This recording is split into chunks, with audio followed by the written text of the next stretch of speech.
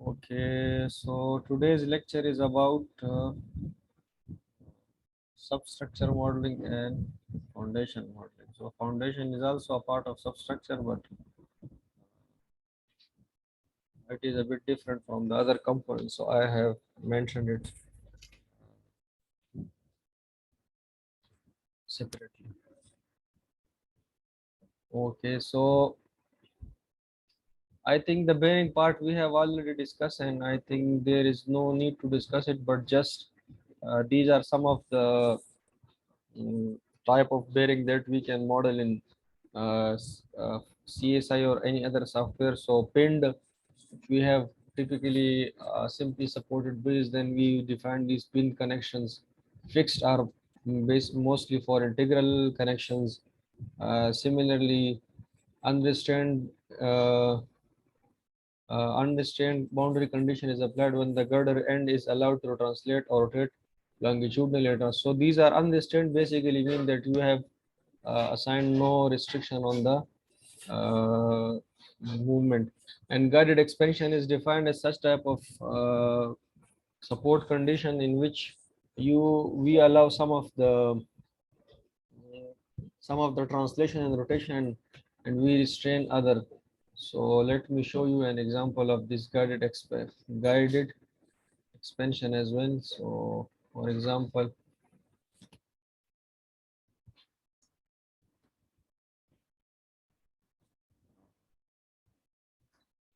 guided pod bearing.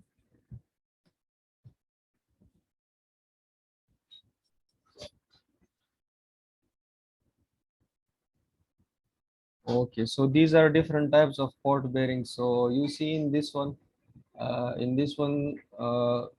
this it allow only movement in the longitudinal direction, and in the transverse direction it does not allow any movement due to these restrainers. Similarly, this one allow these two are, this is a fixed one, so it does not allow movement in any other direction. Fleece sliding bearing, so this is also one type of sliding bearing in which some movement are restrained and other are fixed.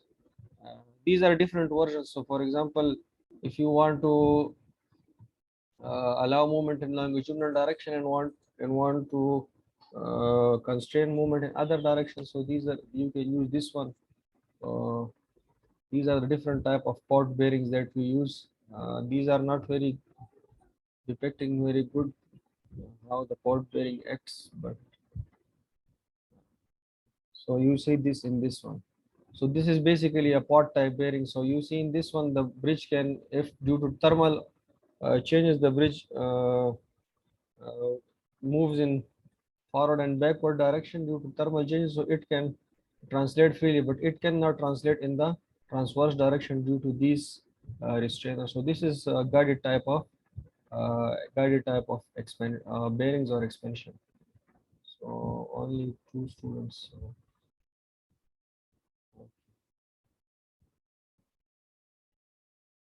Okay, so as I discussed yesterday, that sometime we need to define the actual stiffnesses of the structure bearings if you want, if we have complex bridges and complex bearings. But for the normal simple span bridges, we don't usually, or for elastomeric bearing, we don't usually define the stiffness, because stiffness are such high that the default fixed condition and the mm, stiffness we give acts mostly the same.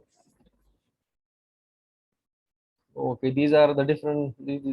This is how you can model bearings. So in most cases, zero length, 6 degree of freedom spring interface element. So we do not model a zero length, but zero length are basically a type of links in which for example, this is a link. So in link element, we have two ends, the I end and the J end.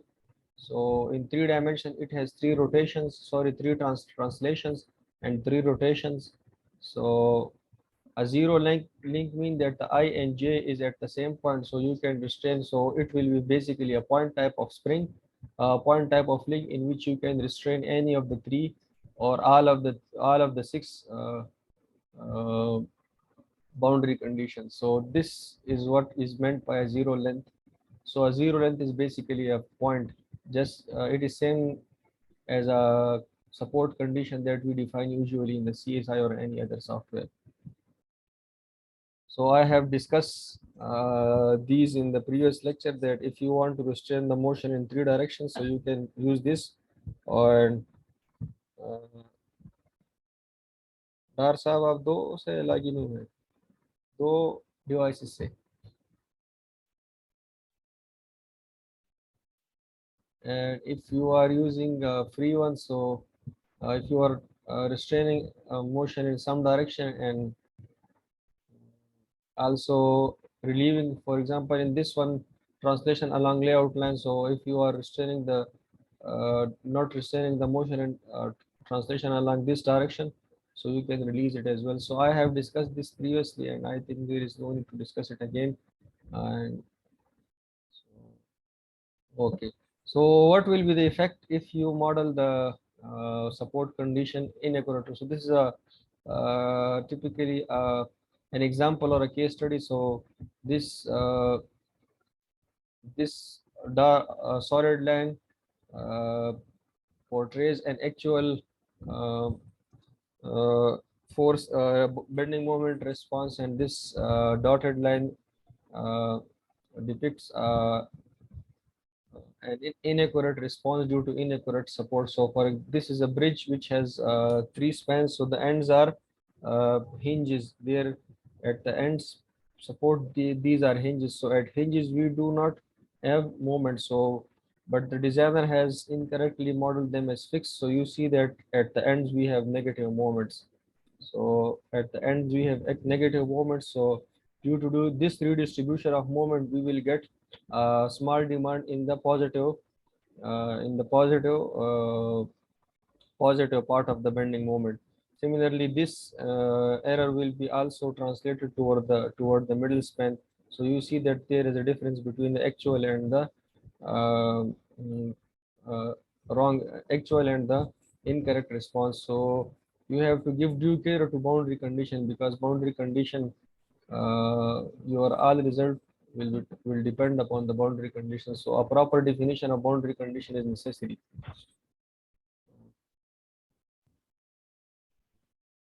Okay, so one boundary condition errors in model can be easily overlooked. As I told you in the example, that if you have to give due consideration to boundary conditions. So how can we define boundary condition, that if our boundary condition are accurate or not? So these are some of the ways that in which we can check our boundary condition. So reaction can be used to determine if values are expected. So for example, if we have a simply supported bridge. So for example, this is a simply supported bridge. These are 2 span which are not connected. So you see that if you place UDL here, and it has a span of L.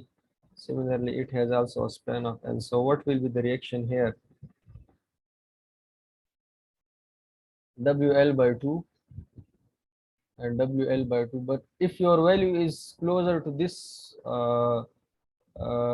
value, then uh, you have modeled the boundary condition accurately. And how you calculate this W? You can calculate it from the superstructure loads, either from the girders and from the deck slab, and you can apply it on a line element, and you can check your reactions.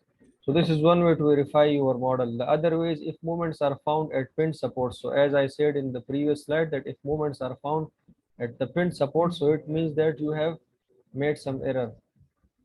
Is the recording? Is the recording on or not? Yes, recording is on. So if moments are found at pin support or force effect in direction intended to be released, then the boundary condition parameter should be revised. So what does this statement mean? So for example, if you have defined a simply supported beam, and you have a simply supported beam, and in your model you come across such type of bending moment diagram, here is a negative moment, so it means that you have made some mistake. You should look into your support condition again. Or for example, if you have defined a roller support here and you are getting a reaction in this direction, so it means that you have made some mistakes. So these are some of the ways that you can check preliminary check that you should apply to your model. Articulation of support can be investigated. Just please wait for a minute.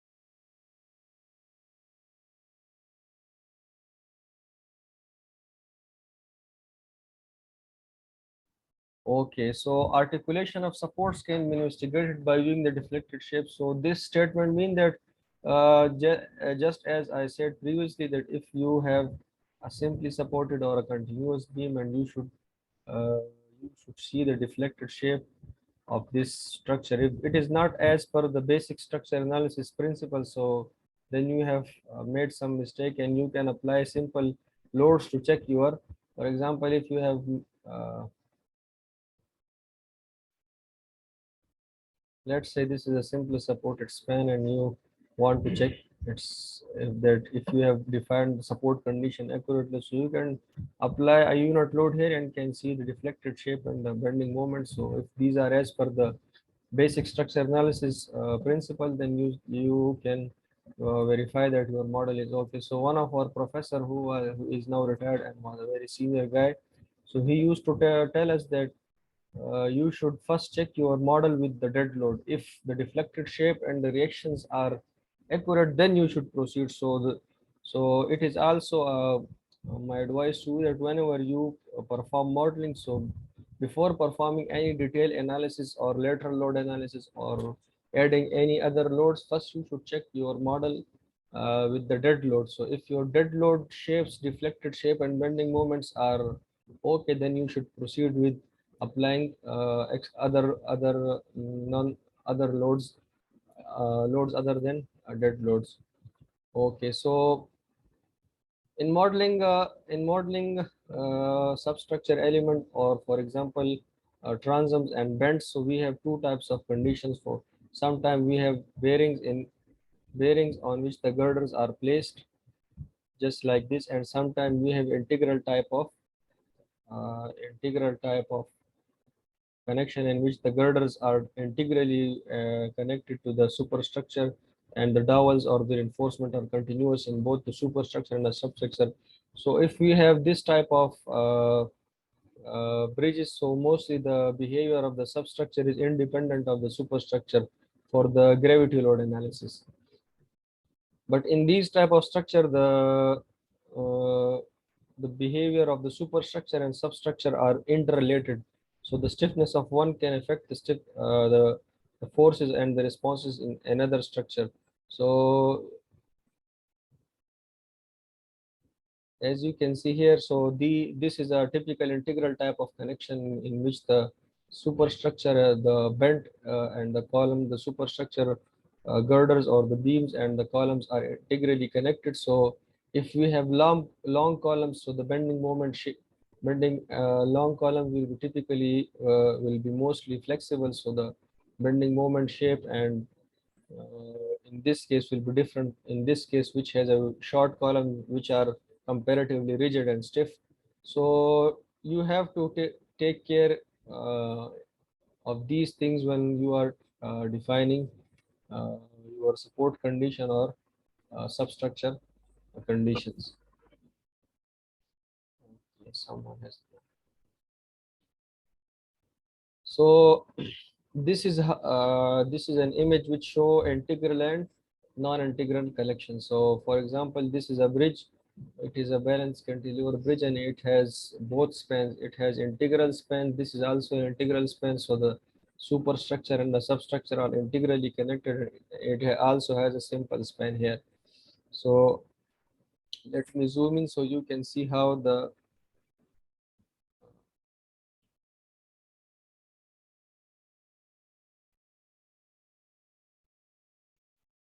so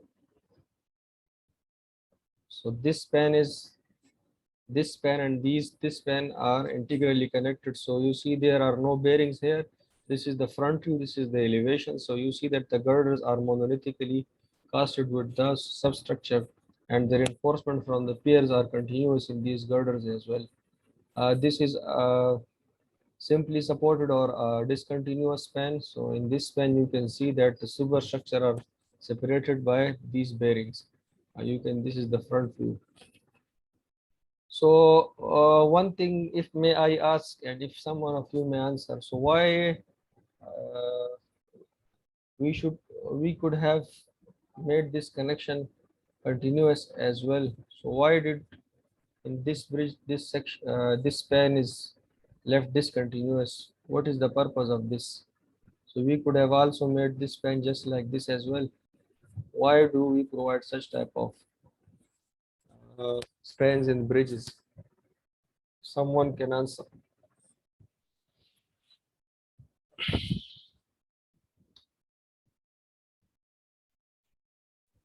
Does it have to do with the elongation for temperature expansion? Yes, exactly. So this is we provide uh, these to accommodate the expansion and contraction. So for example, so the H2 has a limit. You can search in the H2 as well. I do not exactly remember in which section, but if you search in the expansion and expansion joints, so the H2 has limit that you have to provide expansion joint within at least 100 meters. So this is the minimum limit. Sorry, the maximum limit. So we have to provide expansion joint almost after every 100 meter of length. So within 100 meter, you have to provide at least one expansion joint. If you do not provide it, then you have, for example, in this bridge, it has a span length of 225 meter, and we cannot provide expansion here because we don't have any. We cannot construct the substructure here. So in that case, you have to design the substructure for the thermal expansion and contraction as well. But it is recommended that you should provide an expansion joint for the thermal expansion and contraction within 100 meter uh, in bridges. There are special cases, but these are the recommended guidelines by ASHTO. Otherwise, we have to accommodate all the forces and responses in these substructure design as well. Okay, so now we will proceed with the modeling, this drawing which we are using as a reference. So how we can model these substructures. So in the substructure, we have covered the bearing part. Today we will cover this transom and these columns as well as the piles and the pile caps as well. So let me open the drawing.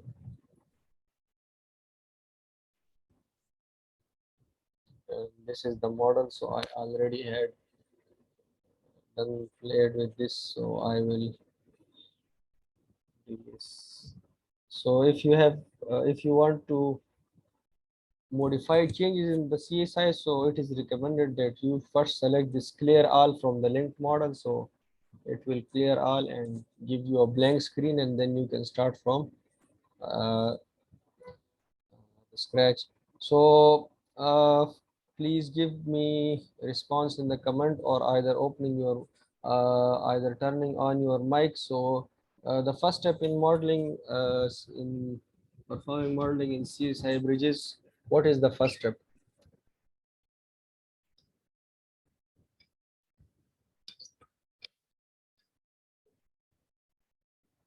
Okay, layout. The second one,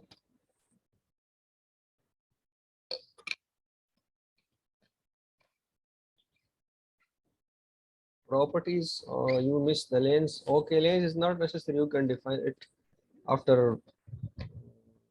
Yes, properties. Okay, properties. I will keep properties at second. And the third word is lanes. Okay. So these are you can interchange between any of them, but between properties and lanes, but layout will be the first point. Layout will be your first step. So after layout, as I told you in the earlier sessions, that when you go from this left to right, at the end of this analysis step, you will have completed your model. So We have covered these material properties, also the superstructure, all those things that were relevant to our course and relevant to our scope of studies. So diaphragms, I will also cover diaphragm in this section as today as well, although it should have been covered tomorrow. But parametric variation I have covered. Splices, we don't anyone know what splices are. So if splices, any one of you have studied lecture number 2?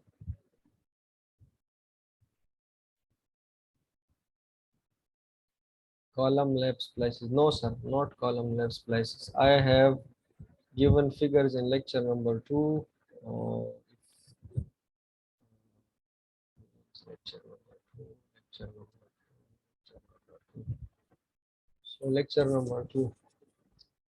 Splices we usually do not provide in uh, RC bridges, but you see these are splices. These are splice girders. So plate girders in concrete are spliced because we cannot, due to some uh, due to the manufacturing or some limitations, we cannot, for example, manufacture single long span girder. So in that case, we have to uh, construct two girders in the uh, manufacturing plants, and then we connect them by these splices. So at these splices location, we provide these extra uh, bolts or rivets and these extra plates to provide uh, additional area to resist all the actions. So this is how what a splice look like. So splice girders are mostly used in steel structures. So as I told you that it is not related to our scope of study, so I just told you that you can do this as well. So in the splices, if I open the splices tab, so you see that you have only to top flange net gross area, top flange splice length, bottom flange net gross area, and bottom flange splice length. So you see at these splice locations, the area has been doubled or maybe tripled or maybe 1.5 times. So you will know how much area has been increased due to this addition of these splices.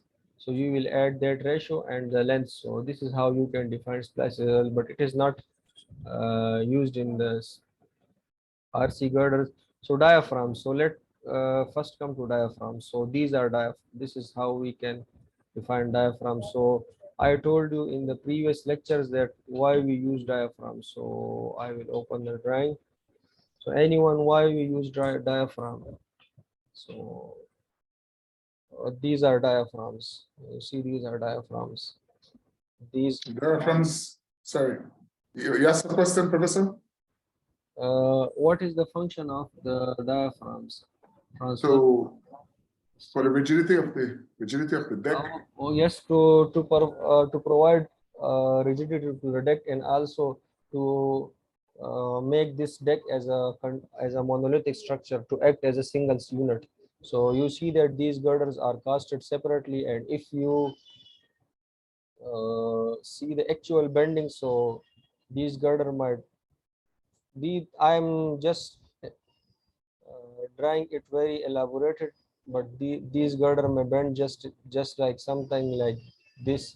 So this is very not so much, but very small amount, but this is how they might bend. So we provided these restrainers or stiffeners to stiffen the superstructure. Okay, so this is how we these are diaphragms. So how we can define diaphragm? So these are the different types of definitions. So solid spacing. Okay, so there are no hard and fast rule for the spacing. So typically we provide one at the two at the ends and one at the mid. But if you can accommodate two, so it is okay for long spans. within 20 meter or within 10 meters, you should provide a single diaphragm. It is recommended that within 10 meter, you should provide one diaphragm. So there are no hard and fast criteria. It all depend upon the structure analysis and how much deflection and how much flexibility you want to allow in your superstructure. So you see that sometimes in ASTO and all the code there are not explicitly mentioned that how much diaphragm you should provide, but these are all based on engineering judgments and your analysis. So there are no limitations.